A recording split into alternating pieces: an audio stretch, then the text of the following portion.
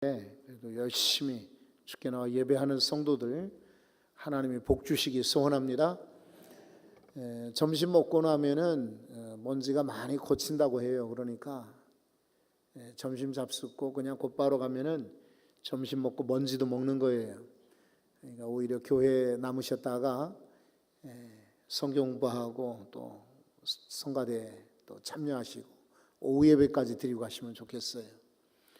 다음 주일날은 우리 추수감사절이라 우리 황 목사님 광고 드린 것처럼 많은 분들 모시고 여러분들 오셔야 돼요. 혼자 오지 말고 우리 초청 대상자들 이번 주간에 꼭 연락해서 그냥 문자하면 안 와요 사람들이. 그러니까 전화하거나 찾아가야 돼요. 더 정확합니다. 다음 주에 오실 때는 입구에 이름하고 연락처 초청자 이렇게 적도록 해 주십시오. 교회에서 조그마한 그러나 아주 꼭 필요한 선물을 준비를 했습니다. 300개 준비를 했으니까 여러분들이 다 같이 한 분씩 모시고 와서 선물도 이렇게 나눌 수 있기를 바라요.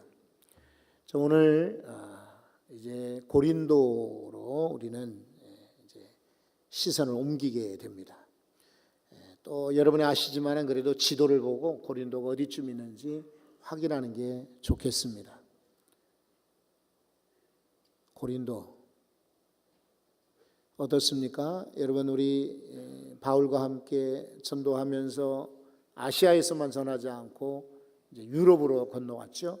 그래서 우리 오른쪽에 있는 것처럼 이제 빌립보로 해서 데살로니가 그리고 베레아에서는 거기에 디모데하고 실라는 놔두고 그리고는 바울만 혼자 아덴으로 배 타고 오지 않았습니까? 아테네입니다. 그리스의 수도이고 말씀드린 것처럼 우상이 심각하게 많죠. 이건 철학의 도시고 신화의 도시이기도 하고 또 정치 중심이기도 하고 그리고 다른 지역에서 유학으로 올 정도로 유명한 학문 도시이기도 하죠. 바울은 아마 기대가 컸을 겁니다. 이 사람은 과거에 유대 교육도 잘 받았거니와 헬라식 교육도 받았어요. 그래서 아레오바고 이곳에 올라가서 내려다보고 회중들이 아테네 사람들이 쫙 모여서 자기의 연설을 들을 때에 기대가 컸을 거예요. 자 봐라, 이 사람들 가운데 과거에 빌립보에서 그 전에 에베소에서처럼 여기서도 많은 이들이 아마 나를 믿고 따를 것이다. 그래서 예수 그리스도를 믿을 것이다 라는 기대를 가졌는데 천만에요. 불과 몇 사람만 바울을 쫓아 복음을 듣게 되고 나머지 사람들은 다음에 듣겠다. 다음에 듣겠다 하는 것은 안 듣겠다는 말이에요. 그리고 어떤 이들은 도리어 바울을 조롱도 했다 그랬거든요. 여기 아주 낙심한 거예요. 좌절하고 절망감에 빠지게 되었어요. 그동안에 자기는 어디 가든지 많은 이들이 따르고 추종하고 예수 믿기로 작정했었는데 이 아테네에서는 웬일인가 충격을 받게 되죠. 그래서 사실은 동행자들이 오기를 기다리고 만나기로 약속했는데 기다리지 않고 그는 곧바로 아마 배를 탔으리라 생각이 돼요. 고린도로 갑니다. 1절 한번 보십시오. 그 후에 바울이 아덴을 떠나 고린도에 이르렀다. 여러분 오늘 제목을요 그리스도인의 기본 이렇게 정했거든요. 기본은 중요하죠. 사람이 기본이 잘 되어야 그 위에 인생이 잘 세워집니다. 마치 건물이 기초가 튼튼해야 높은 빌딩을 올릴 수 있는 것처럼. 그래서 학문의 기초도 중요하고 또 음악하는 분들 보십시오. 어려서부터 아주 기본적인 그런 기초를 잘 닦아놔야 훌륭한 연주자 또 성악가가 될 수도 있지 않습니까? 그림 그리는 사람들이 그냥 쉽게 붓을 가지고 쏙쏙쏙 그리는 것 같아도 그 전에 과거에 이 사람들은 매우 많은 기본적인 준비를 했습니다. 제가 이렇게 원고를 보지 않고 쉽게 설교하는 것 같아도 제 속으로는 지금 속이 탑니다. 그리고 얼마나 많은 연습을 했는지 몰라요.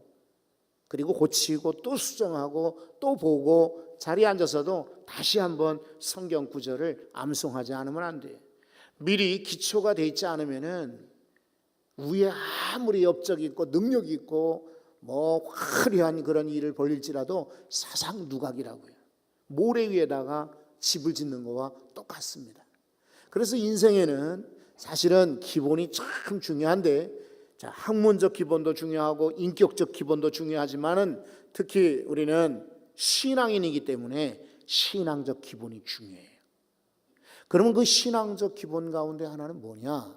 하나님의 섭리를 믿는 것이고, 또 그 기본이 뭐냐? 하나님이 내게 주신 사명의 길을 끝까지 가는 것입니다. 여러분 말씀드린 것처럼 아덴에서 실패했다고 해서 바울이 전도하는 일을 접었나요? 난 이제는 뭐 내 말이 잘 먹히지 않나 보다. 그리고는 그냥 보따리 싸가지고 고향으로 돌아갔나요? 천만에요. 아덴에서 내가 안 됐구나. 거기서 돌아가지 않고 도리어 더 큰 도시, 내가 저 고린도로 가리라. 고린도에 가서 다시 한번 복음을 전하지 않습니까?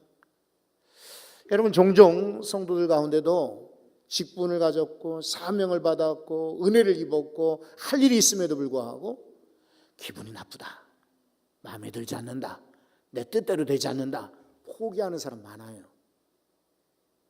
기본은 그렇지 않습니다. 정말 그리스도인이라면은 실패는 잠깐입니다.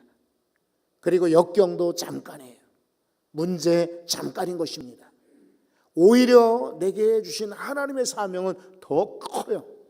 그 큰 사명을 향하여서 여러분 놓치지 말고 중단 없이 앞으로 가실 수 있기를 바랍니다.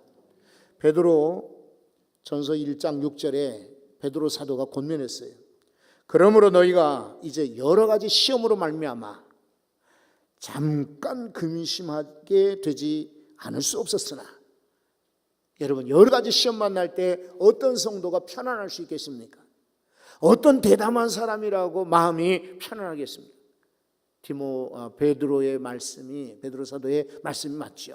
여러 가지 시험으로 말미암아 잠깐 근심할 수밖에 없었지만 그러나 오히려 크게 기뻐하는도다. 그렇습니다. 지금은 아덴에서 실패했다. 내가 전도자로 나는 이제 더 이상은 먹히지가 않는구나.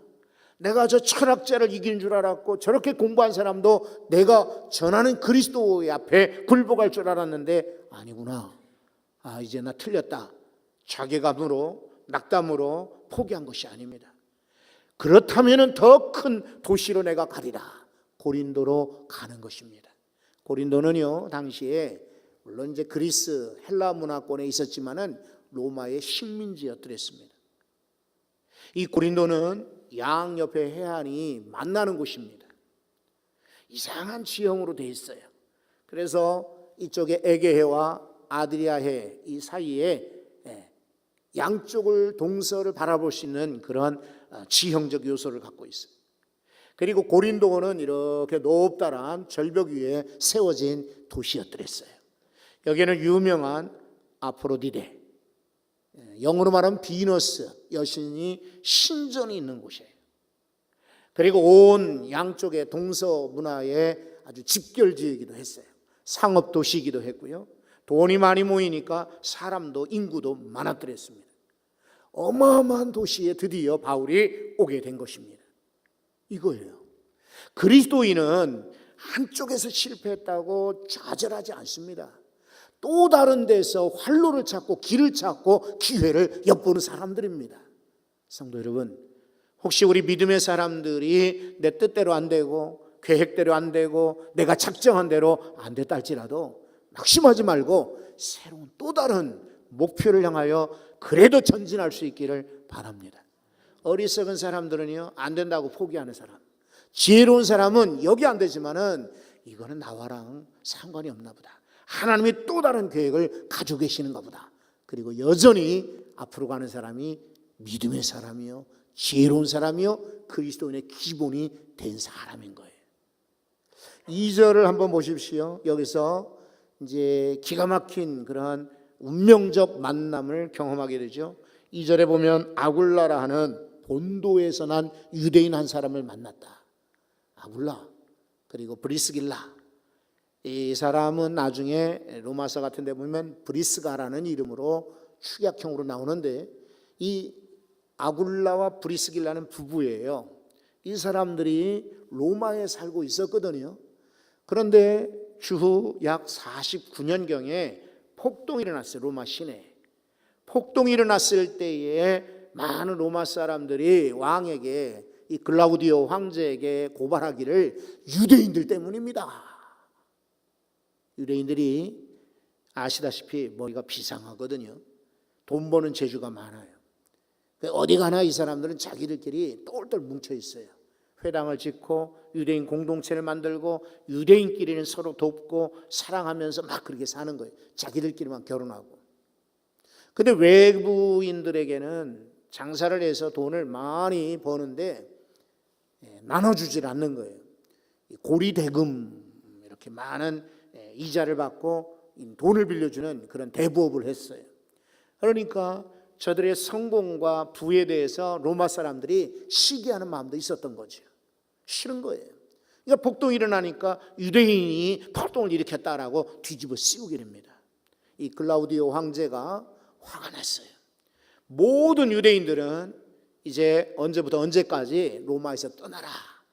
그래서 이 사람들은 이탈리아를 떠날 수밖에 없어요. 그리고는 이 고린도에 와서 정착하게 되었던 것이죠. 그런데 바울은 지금 아덴에서 이 고린도에 왔지만은 이 큰 도시에 아는 사람이 있을 리가 없어요. 그렇다고 바울은 어디 가서 신세지거나 누구에게 이렇게 도움받는 거 원치 않았어요. 이 바울은 랍비 교육을 받았어요. 어려서부터 랍비들은 꼭 기술을 갖게 만들었어요. 왜냐하면 랍비들은 수업료를 따로 받지 않습니다. 제자들이나 성도들이, 신자들이 말이죠, 우리 선생님에게 먹을 것 드려야겠다 이렇게 해서 선물로 주는 건 몰라도 자기들이 일부러 돈을 받거나 이것저것 달라고 하지 않았어요. 그래서 랍비들은 어려서부터 한 가지씩 자기 기술을 가지고 있어요. 그래야만 자비량으로 봉사하며 섬기면서 그리고 일할 수도 있기 때문입니다. 바울은 길리기아 다소 출신입니다. 길리기아 이 지방에는 염소를 많이 키우고 있어요. 그 염소는 젖을 짜서 우유로 마시기도 하고 고기로 또 음식물 만들어 팔기도 하고요. 이 특별히 이 가죽은, 염소 가죽은 천막을 만드는데 매우 큰 도움이 돼요.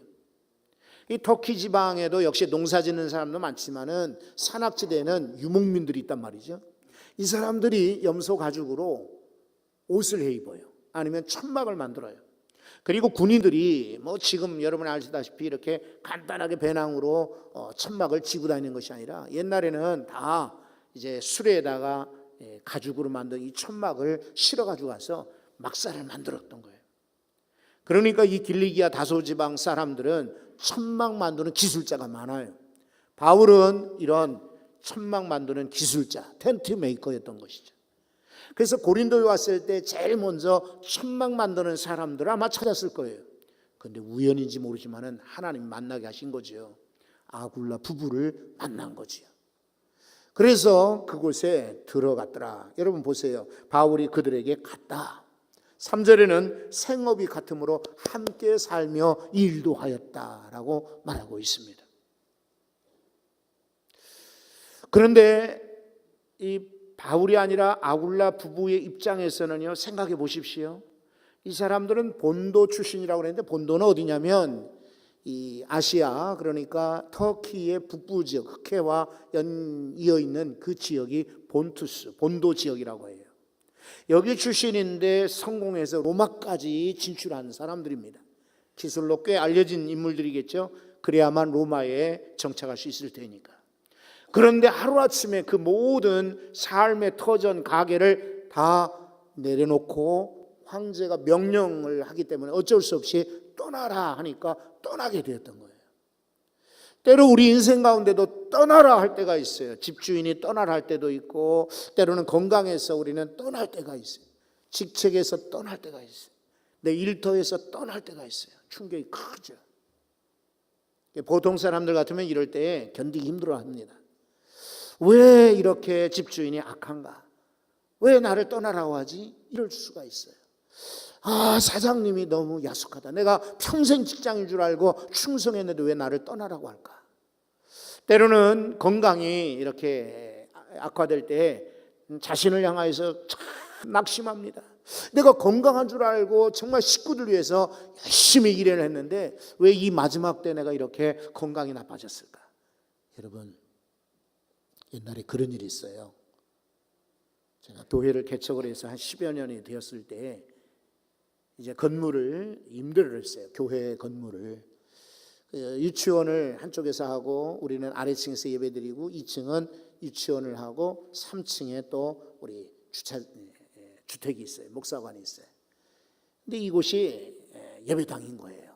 아주 참 좋았어요. 이 사당동 시장께 사람들이 쉽게 모일 수 있는 곳이에요. 참 좋았는데 그냥 그곳에 후임 목사님을 놔두고 떠나게 되었어요. 근데 떠나서 1년이 얼마 안 되었을 때 저희랑 그 권사님하고는 굉장히 관계가 좋았거든요. 그래서 뭐라고 얘기하셨냐면, 목사님은 여기서요, 예전에 바로 직전에 목사님도 이곳에서 이렇게 개척교회를 하시다가 봉천동에 있는 동명교회라고 제법 큰 예배당을 사서 성도들과 함께 이사 갔습니다. 여기 시민교회도 여기서 부흥돼 가지고 더 큰 교회로 이사 가시면 좋겠습니다. 예, 그러지요. 권사님이 세도 올려주지 않고 전세인데 말이죠. 그리고 얼마나 도움을 많이 주는지 몰라요. 그런 줄만 알고 있었는데 후임 목사님께로부터 국제전화가 왔어요. 목사님, 그래서 이 목소리가 벌써 이렇게 들리지 않습니까? 전화선으로. 왜요? 그랬더니 큰일 났어요. 그러는 거예요. 왜요? 그랬더니 주인 권사님께서 우리 예배당을 비워달라고 합니다. 마침 독일에 유학 간 아드님이 계시는데 장로교 출신 목사님이에요. 근데 그 아드님이 귀국을 해서 예배를 드릴, 개척을 할 장소 없으니 우리 교회를 비워달라고 합니다. 어떡하지요? 그러니 내가 첫 마디가 뭔지 아세요? 하나님이 기회입니다. 하나님의 기회. 요만큼도 거짓말하지 않고 주저하지도 않고 곧바로 얘기했어요. 하나님의 기회입니다, 목사님. 이럴 때 오히려 하나님이 움직이라 이렇게 마음 먹고 이렇게 명령하신 줄 알고 계획을 세워보십시오. 목사님이 이해가 안 되지요. 성도들도 이해가 안 됐지요. 우리 돈도 얼마 없고 이 돈을 가지고, 이 전세금을 가지고 어디로 예배당을 옮기겠냐. 여기가 참 좋은 자리인데 갑자기 떠나라고 하니까 굉장히 낙심이 된 거예요. 그런데 여러분, 나중에 이 교회가요, 이 건물을 샀습니다. 그랬는데 이곳이 사당동, 이곳이 크게 발전하면서 몇십 배 땅이 올랐습니다. 만약에 그 주인 권사님께서 너무 좋으셔가지고 시민교회는 좋으니까 그냥 세도 올리지 말고 그대로 있으시오 그랬더라면 여러분, 그 돈 가지고 어디 상가도 못 얻었을 거예요. 하나님이 때로는요 이렇게 우리를 흔드실 때가 있어요. 떠나라. 그때에 바로 하나님의 기회라고 여기십시오. 누가복음 6장 38절에 말씀하셨어요. 자, 주라, 그리하면 너에게 주실 것이니 곧 후히되어 누르고 흔들어 넘치도록 하여 너에게 안겨주리라. 여러분, 하나님 우리에게 복을 주실 때 그냥 옛다 주시는 게 아니라 누르고 흔들어 넘치도록 도와주신다고, 우리에게 안겨주신다고 약속하셨어요. 기왕에 축복을 받으려거든 때로 하나님이 흔드셔도 걱정하지 않기를 바랍니다. 아브라함이요, 고향이 좋았지 않습니까? 그런데 하나님은 갑자기 고향을 떠나라고 합니다. 내 고향, 친척, 아비집을 떠나라. 그냥 있었더라면 아브라함은 믿음의 조상, 천만의 말씀입니다. 그러나 하나님이 흔드시니까 그는 믿음의 조상이 된 것입니다.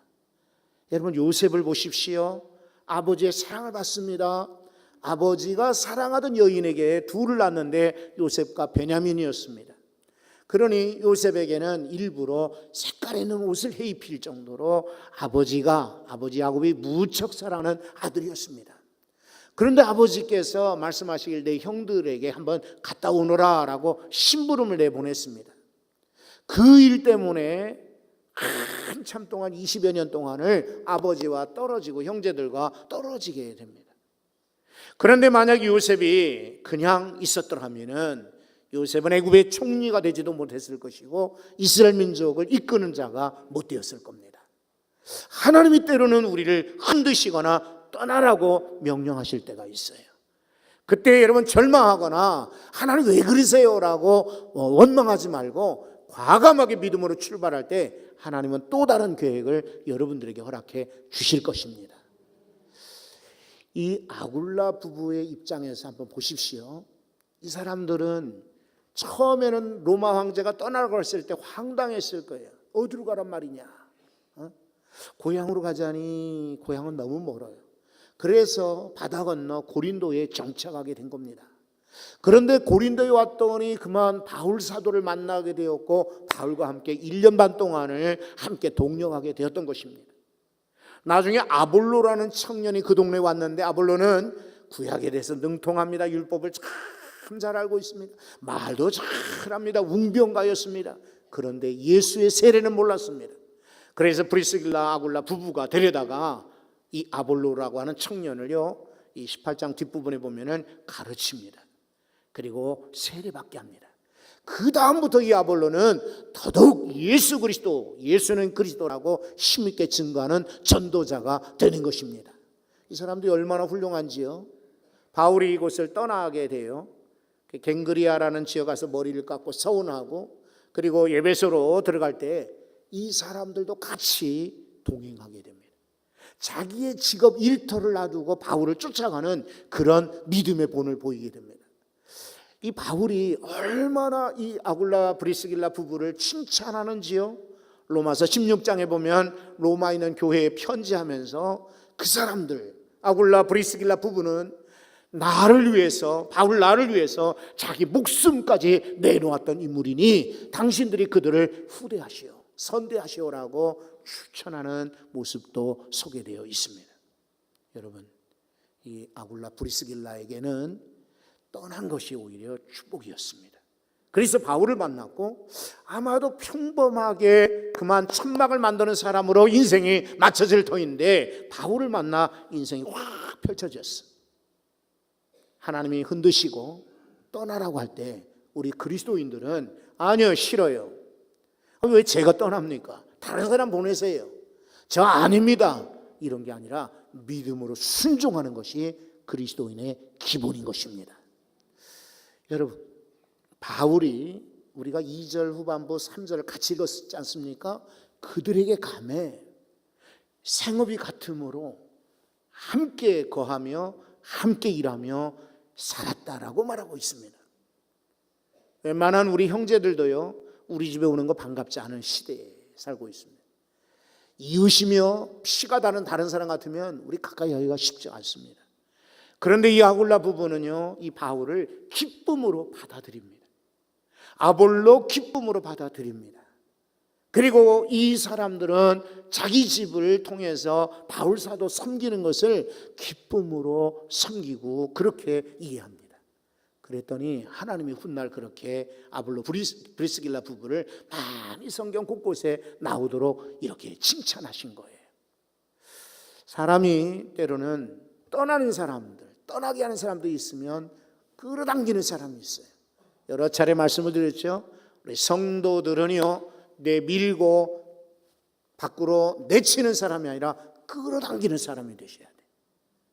어렸을 적에 저 초등학교 시절에 국민학교였죠. 그 당시는 그런 실험을 한 적이 있는데 여러분들 아마 기억나실 거예요. 종이 위에다가 쇳가루를 뿌려놓고요, 자석, 막대자석 같은 거, 말굽자석이나 막대자석 같은 거 가지고 딱 붙여가지고 옮기면은요, 위에 있는 쇳가루가 쓱 따라옵니다. 그죠? 또 저쪽으로 가면 또 쇳가루가 뚝 따라갑니다. 사울과 다윗을 우리가 읽으면서 이런 것을 배우게 됩니다. 사울은 그 당시 이스라엘의 왕이었습니다. 그다지 인기 있는 왕은 아니었지만 그래도 왕입니다. 그런데 사울에게는 주변에 사람이 붙지 않습니다. 다윗은요 한낱 목동에 불과했습니다. 그는 쫓기는 신세가 되었지만은 아둘람굴이라고 하는 곳에 사무엘상 22장에 보면 아둘람굴에 다윗이 숨어 들어가게 될 때 거기에요 환난당한 자, 원통한 자, 마음이 심히 괴로운 자들이 다윗에게 몰렸다 그랬어요. 왕인데도 불구하고 어떤 사람은 사람들이 모이지가 않아요. 도망자인데도 불구하고 어떤 이에게는 사람이 약 400명가량이나 모였다 그랬어요. 여러분 나중에 블레셋과 전쟁이 벌어지게 되는데 사울왕 주변에는 사람이 없어요. 그런데 다윗은 주변에 사람들이 득실득실합니다. 한 번은 자기 고향인 베들레헴에 가게 되지요. 자, 저 블레셋 사람들이 베들레헴 성체를 지금 차지하고 있습니다.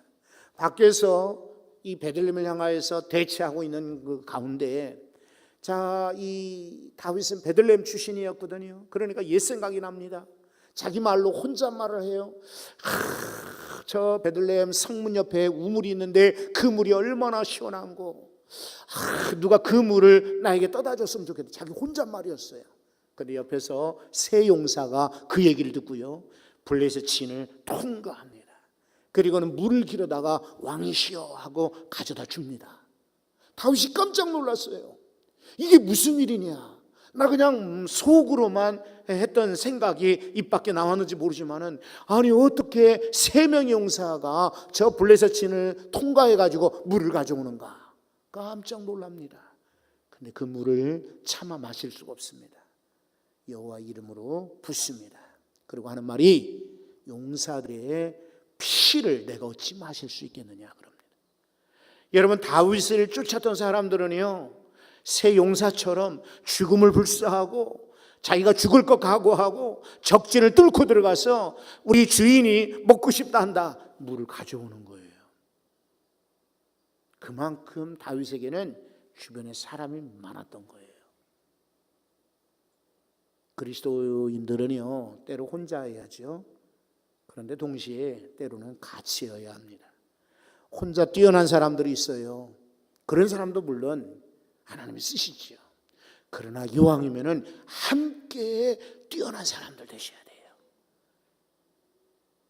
여러분 예수님께서 혼자 얼마든지 사역하실 수 있어요. 그러나 12제자를 세우셨어요. 그 중에 3제자는 함께 데리고 다니셨어요. 왜 그랬을까요? 예수님이 안 계셔도 이 12제자가 훗날 사역을 계속하도록 훈련시키신 거예요. 교육시키신 겁니다. 여러분 혼자서 일을 잘 하실 수 있지만은 같이 하실 때 나를 보고 그분들이 다음 일을 할 수가 있어요. 그래서 오늘 함께 살면서 함께 일을 했다. 이게 바로 이 그리스도인의 기본인 것입니다. 이제 오늘 점심때에도 60의 여전도 회원들이 식사 봉사한다고 하는데 식당에 가보십시오. 아는 사람들만 하고 나머지 사람들은 그냥 몰라요. 그리고 어떤 분들은 정말 부끄럽게도 같은 기관에서 봉사하는데 밖에서 식사만 하고 떠나는 분도 계세요. 그리스도인은요 그렇게 사는 사람들이 아니에요. 차라리 안 먹으면 안 먹었지. 바쁜 일 있으면 그냥 가더라도 아니면 내게 주어진 그런 기관의 오늘 봉사일이라면 놓치지 않는 거예요.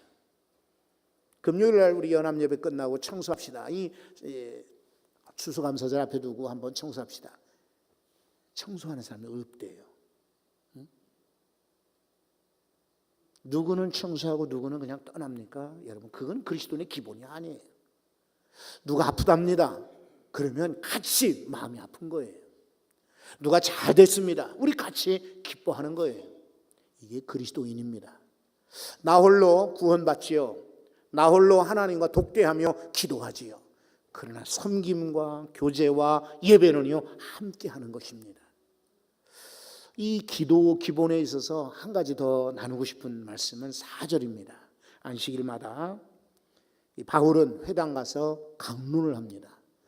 유대인들과 헬라인들에게 권합니다. 권면하더라.